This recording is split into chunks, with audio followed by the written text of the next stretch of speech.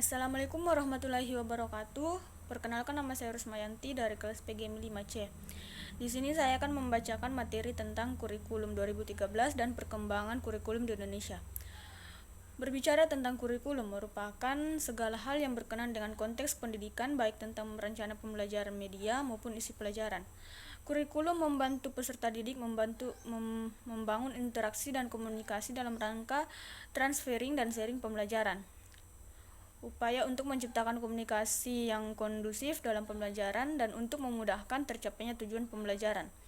Dalam rangka mencapai tujuan pendidikan, kurikulum berfungsi sebagai alat pendidikan. Karena itu, kurikulum dikembangkan dengan bertolak pada kebutuhan dan minat peserta didik. Adapun faktor-faktor perkembangan kurikulum di Indonesia adalah: yang pertama, menyesuaikan dengan perkembangan zaman; yang kedua, kepentingan politis semata; yang ketiga, tujuan filsafat pendidikan yang dijadikan sebagai dasar untuk merumuskan tujuan institusional yang pada gilirannya menjadi landasan merumuskan tujuan kurikulum suatu satuan pendidikan. Yang keempat, sosial budaya yang berlaku dalam kehidupan masyarakat. Yang kelima, keadaan lingkungan. Yang keenam, kebutuhan pembangunan politik. Yang ketujuh, perkembangan ilmu pengetahuan dan teknologi yang sesuai dengan sistem nilai dan kemanusiaan serta budaya bangsa.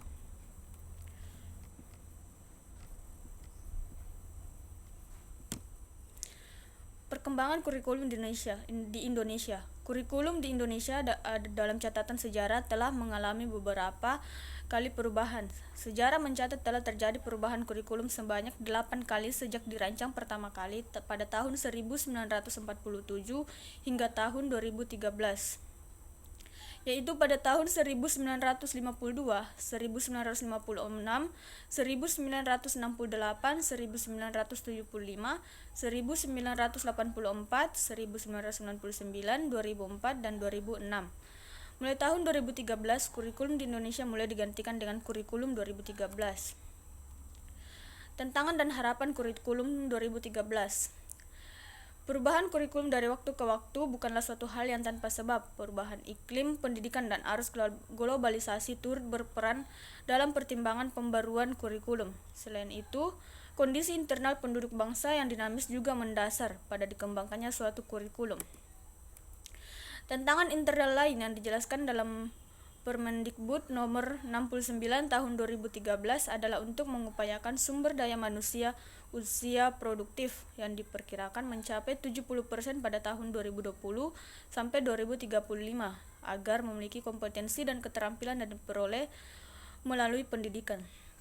Sedangkan tantangan eksternalnya yaitu terkait dengan arus globalisasi dan masalah lingkungan hidup, kemajuan teknologi dan informasi, kebangkitan industri kreatif dan budaya, dan perkembangan pendidikan di tingkat internasional.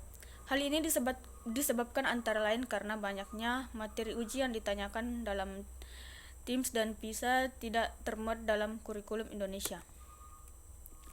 Kegiatan pembelajaran pada skema kurikulum 2013 ini idealnya tidak hanya melirik pada ketercapaiannya pengetahuan akademik peserta didik saja, tetapi juga harus dapat membentuk watak, sikap, dan karakter untuk meningkatkan mutu kehidupan peserta didik. Kegiatan pembelajaran yang berpusat pada siswa diharapkan mampu memberdayakan potensi peserta didik dalam rangka mencapai kompetensi yang termuat dalam standar kompetensi lulusan. Itu saja yang bisa saya jelaskan, kurang dan lebihnya mohon dimaafkan. Wassalamualaikum warahmatullahi wabarakatuh.